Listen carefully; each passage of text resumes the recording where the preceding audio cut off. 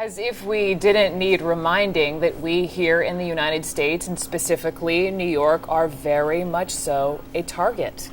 We've been a target for a number of years. Nothing's changed, and I don't believe anything will change. You'll never eliminate these type people.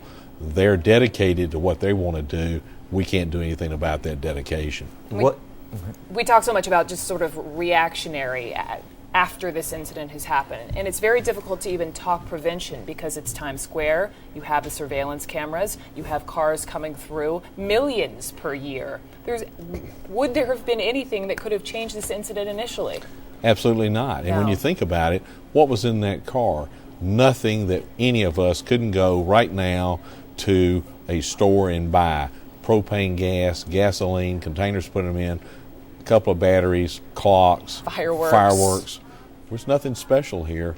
It just, you put that combination together, it's deadly. You talked about the vehicle, the VIN number. You can trace that back fairly easily and fairly quickly. You said as well. But what about some of those other items? How pretty tough to trace back just gasoline. Some of those other items in there. How many of those can actually be you go find in a clock, the tanks of gasoline, the propane tanks? Can you trace those things back?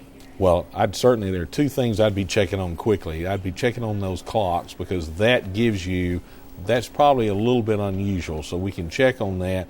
The propane, you have a chance.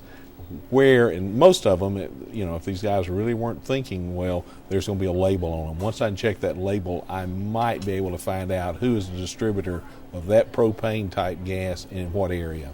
Let me just get down to the basics here. When we're talking about finding a clock inside this car, what kind of clock are we talking about?